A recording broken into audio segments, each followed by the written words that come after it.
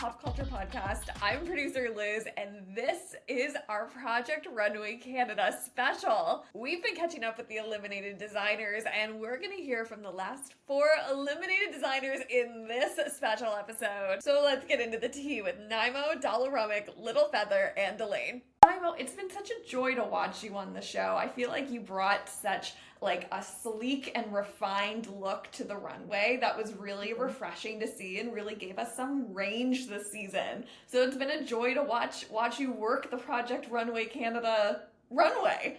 Yeah. No, it was amazing to be on that show and to just be around so many talented designers. And to also see that there's like some amazingly great Canadian designers and being in their same room. It's amazing. I wonder like what your impression of this show was coming into it, because I do feel like everyone's got a vision of what Project Runway is versus walking into the room itself. How did that feel for you? There were moments where it felt so surreal, like it didn't feel like I was like, it felt like a dream, like I was gonna wake up, you know. And I think, but also like I was like excited to experience it on my own, like in my own journey, because it's different when you watch it on TV.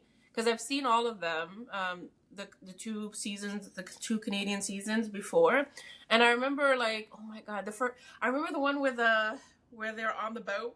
Yes. And I was like, wow, that person didn't even unpack. And then in my head, I was like, I think that was my biggest fear, was I didn't even like go into a room to sit down and I'm already eliminated kind of thing. And I think that was like the only, but I also feel like don't go in there with too much like expectations and fear, because then it just gets you kind of in a spin, you know, like of overthinking and stuff. Yeah, absolutely. But yes, I remember the boat and I was like, oh my god. So you had the boat in the back of your head walking in for the first time. So when you started in an airplane hangar, you must have been like, oh no, they started on a boat and we're starting with a plane. Like, what is happening here? You know what I was thinking when we went to the airport hangar? I was thinking to myself, are we doing like airplane, like the material, like leather seats, gonna use like buckles and stuff? That's what I was thinking. I was like, what are we gonna make with it? The wheels on the, you know what I mean? But thank God it wasn't that. Oh my God. Yeah, no, for sure. That would have been an insane way to start the competition. Yeah. It would have been even worse if you had to take the material off the seats ourselves. That would put us to work. Yeah.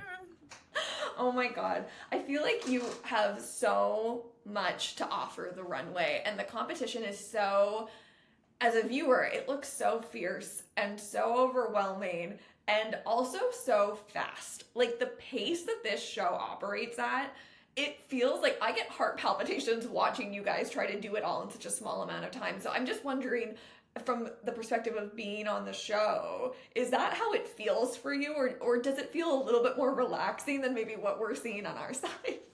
No, it's more intense and more chaotic from what I remember. And it was just, and that time constraint, and then also having to, you know, it's weird because when you're sewing by yourself, you get to sew at your own pace where you're not taking breaks, but we have to take breaks. We have to do other things in the same time as sewing, right? So then it kind of like breaks your focus, and that kind of like throws you off from the game. But it was more intense than what you saw of just each episode that's like compressed into like 2 days, right? And so it's chaotic. It's much more chaotic than that.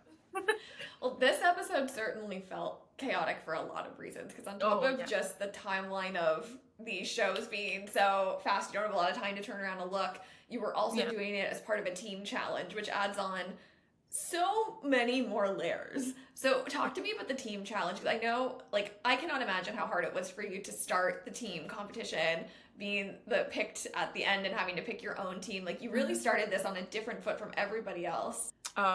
You know, it was very hard. I think it was kind of like very discouraging a little bit, but like honestly, it's not. No, I think if anybody else was in my position, sometimes people can push through. Like while you're watching it on screen, you're like, you know what, we can suck it up and keep pushing.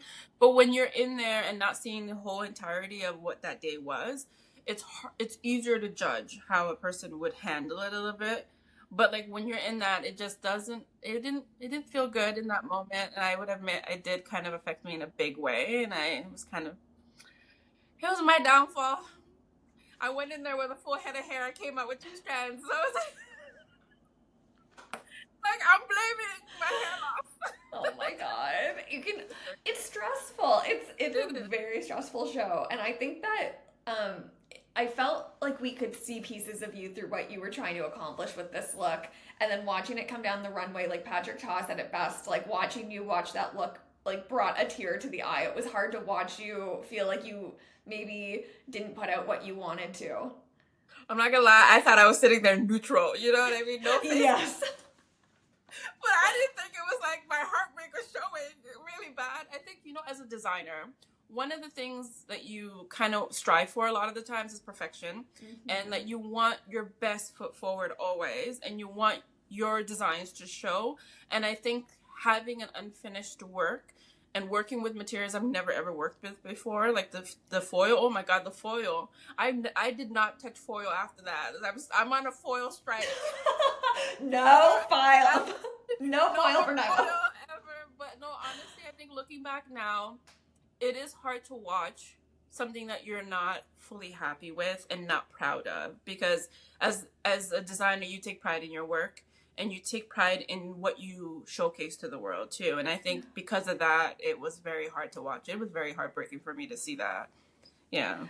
I do think that your vulnerability, though, is part of your superpower on this show, because it's really hard to be on camera going through the motions and feeling those feelings. It's a lot. So I think for me as a viewer, I really felt connected to you in that moment. And I wonder if you've heard from people after the episode, like fans on social media, people in your life, about, how wonderful it is to see you still thriving and to really, be so yourself even in a moment like that.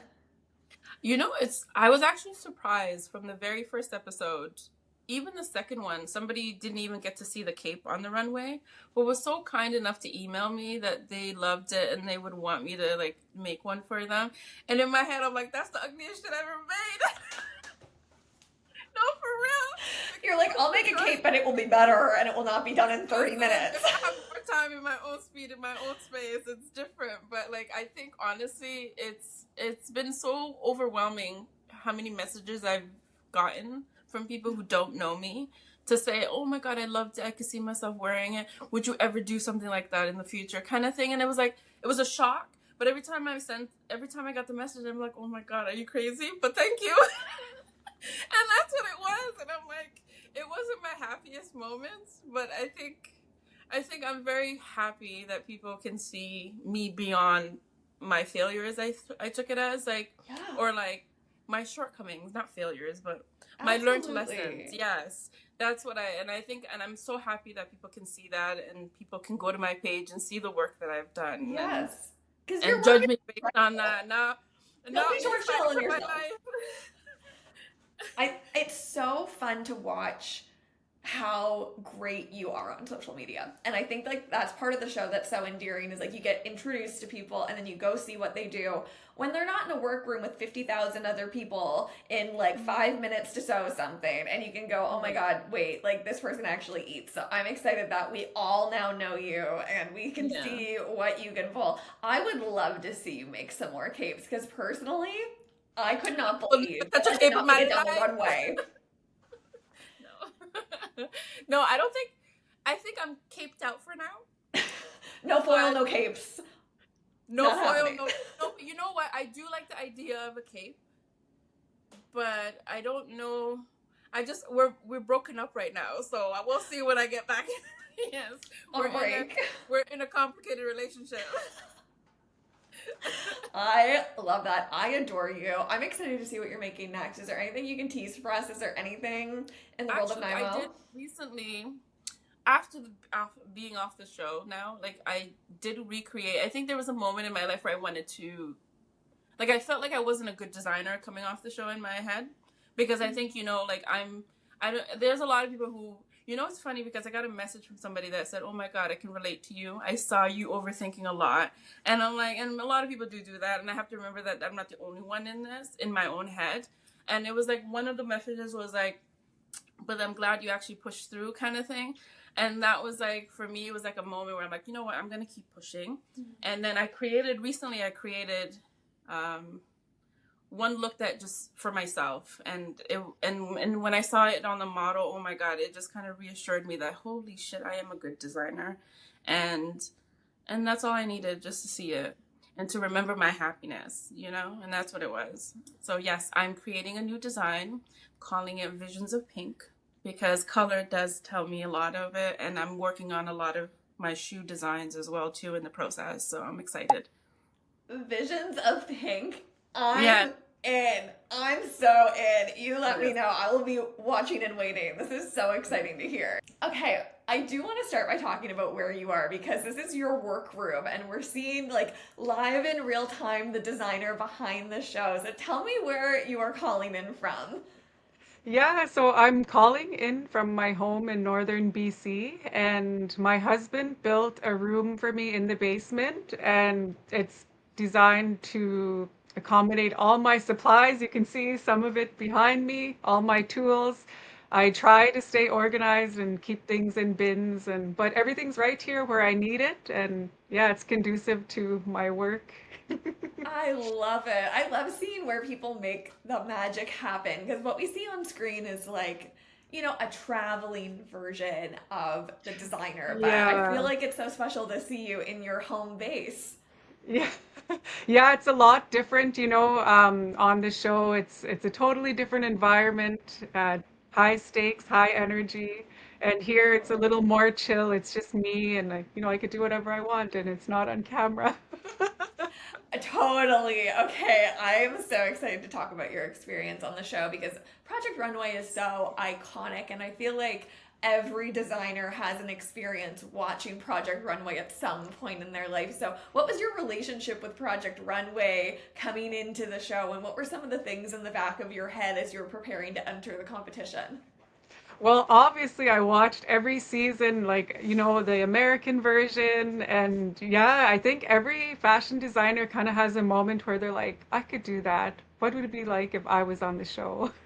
Yeah. So I remember the first time I watched it, I was blown away that like people can do this for a living, like, regular everyday designers, not the ones that you see on TV, but like people like me who are making a living. And I was like, could this even be a possibility for me? And I never thought so until now.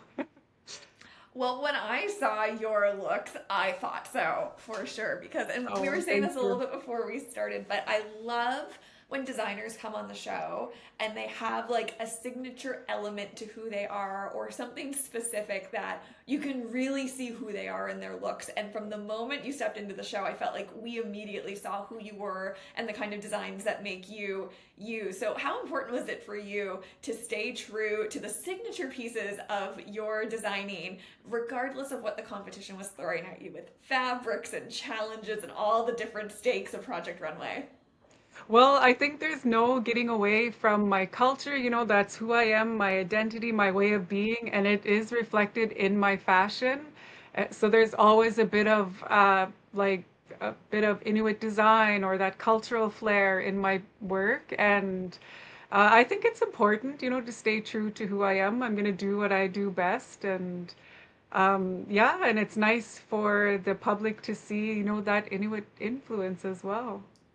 Absolutely. And also the way that you use color in your designs. You've had some really interesting color stories on Project Runway. I loved the week two when there was no elimination, the look that you pulled that week, like the billowing kind of silhouette and like the color contrast. It was so beautiful. And I wonder when you're in like what I can only assume is fabric heaven, where you have a million options to play with. How do you think about the colors that you want to be working with and how that comes into sticking with what makes you you as a designer? Well, I love to use bright, bold colors. It makes me happy. I think, like every color, it's inclusive, it's joy. And yeah, when I'm in fabric stores, I kind of go crazy because I want a little bit of everything. How can you But not? Especially like yeah, when you're in a store like that and it's just everything you can imagine at your hands. but I had a chance a couple years ago to look at some of my great grandmother Dollarumic's sewings, the one that I'm named after, and her work was also very bright and bold and a lot of color. And it's our belief system that we take on the personality traits or the skills of who we're named after.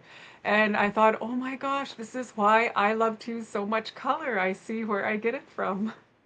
That's incredible. That's so incredible. And I really, really felt like your pieces all had distinct stories to them and distinct moments to them that were so emotional to watch come down the runway, including this week's look. So I would love to talk about this week specifically and how your design came together and when it came down the runway, it felt like it was a bit of a moment. It felt like people really resonated with it. Well, I hope so. Yeah, through my work, there's often an element of storytelling. I think about my people's history. Sometimes it's a chance to share a bit more of that through the clothing and the accessories that I create. So we had developed a backstory for our team challenge, and then I had developed a backstory for my look as well. And it's centered around this protector, this guardian, what we call a monaxi in my language. And yeah, I just wanted to create something that made that looked strong and powerful and almost intimidating, but still has that little bit of cultural flair. So that's what I was going for, and I hope that people saw that they saw my vision. So fun to see the storytelling and see the stories come through the design, through the screen to the audiences. And I know that folks have had a lot to say this season. So I would love to get into some of the competition elements with you. The team challenge, I feel like, always throws people for a loop. It feels, like a necessary part of seeing how people can collaborate on ideas and share storytelling. But also, it's a week where, folks really have to play with the dynamics of the people that they're paired with. So, going into the team challenge, what was going through your head? Like, what were the vibes like in the workroom as your team got started? Well, going into the team challenge, you have so many strong points of view. Each designer has such a different aesthetic, but we all have strengths to bring to the table.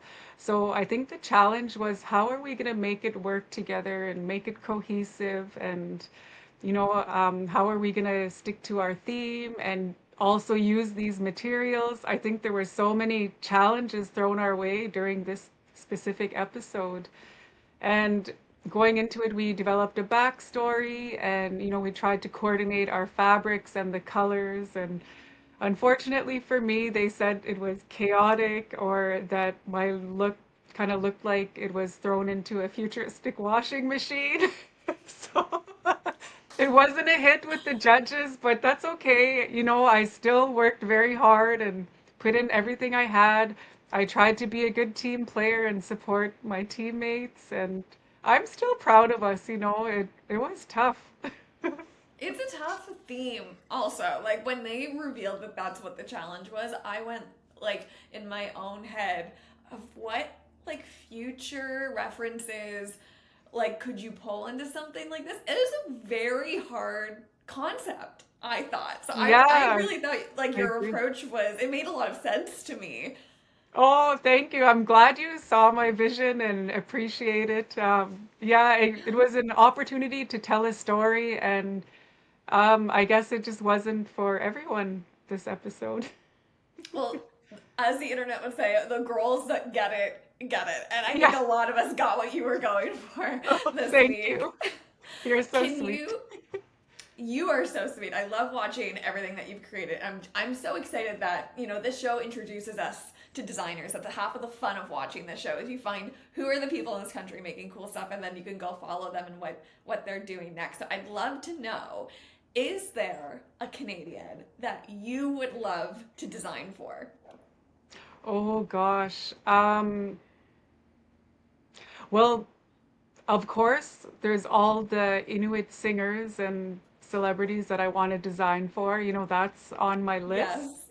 And then thinking of other Canadians, oh gosh, that's a tough one. I can't even imagine what would it be like if Coco Rocha wore something of mine, or Oh even yeah. the fabulous Jeannie Becker. I would love, I want to see you dressing on a lamb from North of North. I think that the two of you would just be a match made in heaven.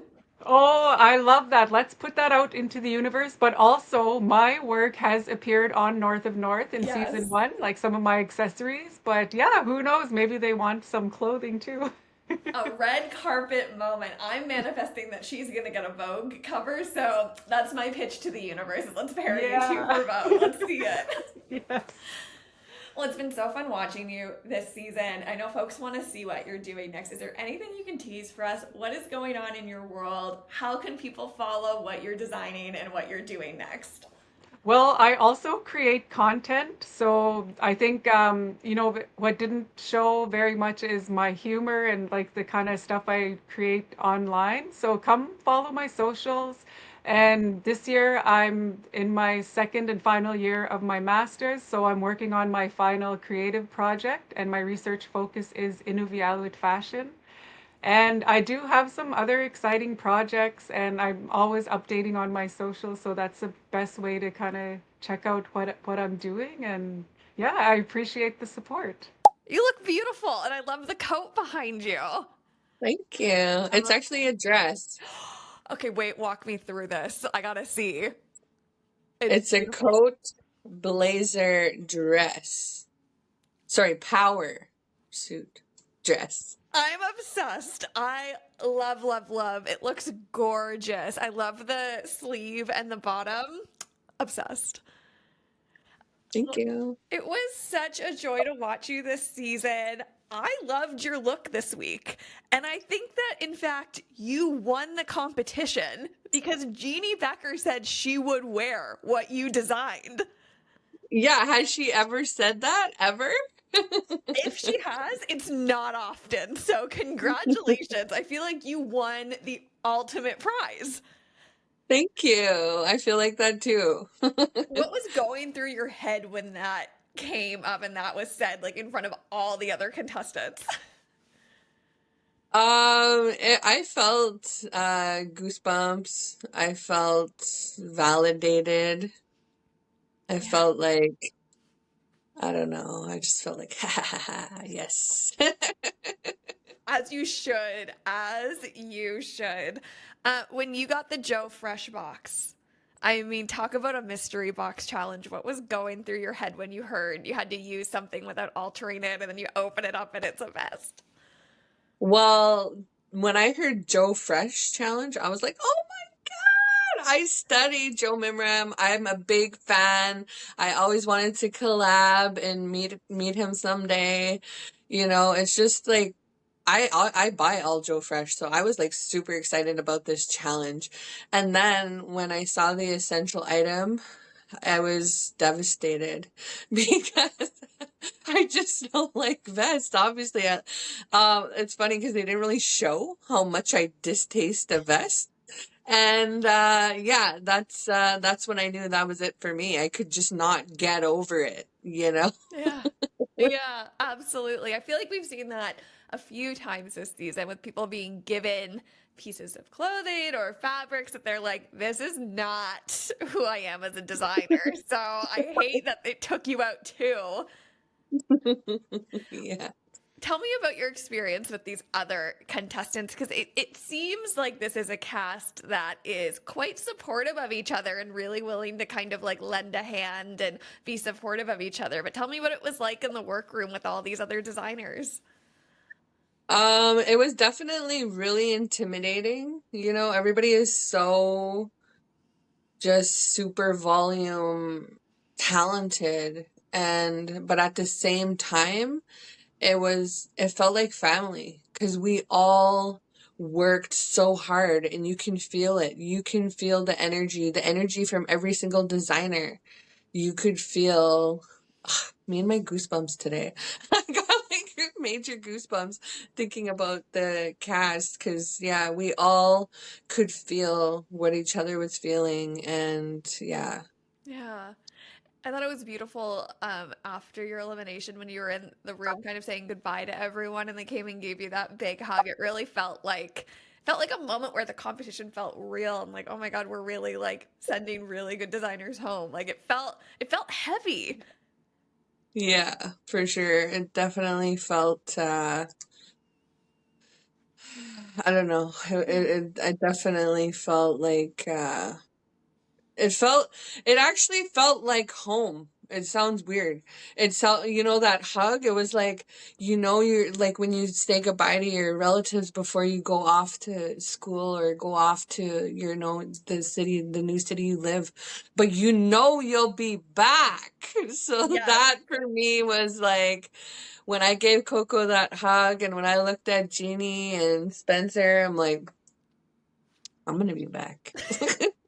And that is I what we didn't. wanted to hear today is you are going to be back. You're obviously still designing. I'm so excited to follow whatever you're doing next because I feel like we just got to know you. Like this was the best introduction possible. Mhm. If you could pick one look that you designed this season on Project Runway, do you Mhm. have a favorite? Um, I did say in the other podcast that it was the first look, the denim challenge, which is funny because AI, if you ask AI who's the winner of the first challenge, it says Little Feather. Yeah, Me and the cast, we giggle about that. It is so funny. I love. It Yeah. was such a So. slay. It was such a good look. I was like taking notes. I'm like, hey, wait, this actually eats. I need to wear something like this. Canadian denim tuxedo. Like, yeah, that was the look. That is exactly what I delivered. Yes. And yeah, but also the avant-garde, I feel like that was where I kind of grew. That was the team challenge. Mm, I felt like that was the best thing I've ever made because I've never used neoprene and that mm. mesh, never used it before. And Charles Liu is, oh my God, I'm such a big fan. He's the one who was like, yeah, here, try it, take it. And I was like, oh my God, oh really? Ooh. And when I first met Charles, I was super intimidated, but once I got to know him, I love Charles. Oh my God. He's such a great designer. And also Leland, I got I wanted to match my team. I got that look from Leland as well. So definitely, I would have to say the avant-garde challenge was my favorite ultimate look. And then also the cherry on top was my model. I swear she looked like Coco. She was a baby Yes. Coco. And then she's like, "Hey, that's funny you said." I'm like, "You look like Coco." And she's like, "Oh, that's funny you said that because I actually went to Camp Coco in New York City. There's like a modeling school called Camp Coco." And I did That's not know that, amazing. but yes, there is. And my deadly model went there. That is so incredible. I didn't know that. That's awesome. Well, I'm so excited to have met you through this competition because you are such a fabulous designer, and I'm so excited to see whatever else you're doing next. Where can people find you? What are you working on right now that people should be excited about? Well, they can find me in Leslieville. No, I'm just kidding. Right now I'm getting ready to launch my website. It's my business name is Little Feather Couture, and yeah, they can find me on there. They can find me on Facebook, Instagram. So under Little Feather Designs was what my original business name was. Or if they just go to the page Little Feather, they'll be able to find my deadly super model Demon. Um, yeah, that's where they could find me. Oh, Delane, Cool. it was so fun to watch you this season on Project Runway Canada. Yeah. I can't believe I'm talking to you this early on in our elimination special interviews. I know. What the heck? I know. I feel like every week I start these interviews by asking for people's reaction to like the challenge of the week. But this week's challenge being tissue paper. I mean, obviously cashmere is so iconic and those runways are so iconic, but there's no way that I would believe that you anticipated that's what you would be walking into. No, absolutely not. I've seen those challenges many times. I'm like, man, that's overdone, right? We're never gonna do something like that. Uh, Boy, was I wrong. Going into a show like Project Runway, I'm sure you have a little bit of strategy walking into it about like certain things you know you can do that really represent who you are as a designer. How much of that goes away the second you see tissue paper as the challenge of the week? Or are you able to kind of ground Yeah. yourself and really get into it? Man, you can really prepare yourself as much as possible, but with a competition like this and they're throwing random stuff at you with constrictions and unconventional materials, uh, I haven't worked with tissue paper before other than maybe at a couple bridal showers and you just wrap them up like a mummy. Yeah, I wasn't thrilled that we couldn't pick our own fabrics, but man, we all leaned into it the best that we could, I think, and that was probably the best tissue paper runway I have Oh ever my seen. God. The looks that people were like to put together is insane.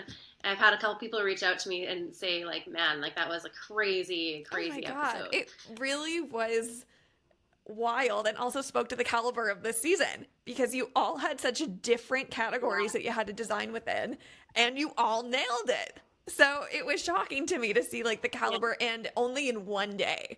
Did that kind of shake you a little bit to hear it was only a 1 day challenge? Oh yeah, the fact that they gave us, such a difficult. I'm not even gonna call it a material. It's such a difficult thing to work with. Plus, being a 1 day, we're like, oh, we're really in a competition now. Um, and the genre that I got was streetwear, which is you don't really put tissue paper and streetwear together because typically it would be like couture or bridal wear, and so that was a very difficult genre for me. But I did the best that I possibly could, and I definitely stand behind my look. I agree with the judges that it was cliche as a hoodie. However, look at the pedaled sleeves. Look at my pedaled bag. It was amazing, and I put so much work into it. And I definitely was shocked that I had gone home at that challenge because I had never been in the bottom really. I had won a challenge, and I thought my looks were strong each week.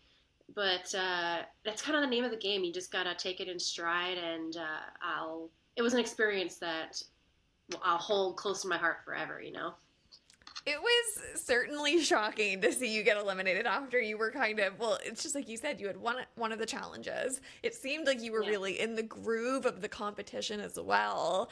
And I don't know, I feel like this season we are seeing that like sometimes like the way that the challenges go and like the winners and the people that are getting eliminated, it is so specific to what's happening that week and maybe less about what's happening across the whole competition. So I don't know if you, as the weeks were going on and you were seeing the eliminations, had any kind of reaction to the way that people were getting picked and the people that were staying. But as a viewer, it's been a wild ride to watch.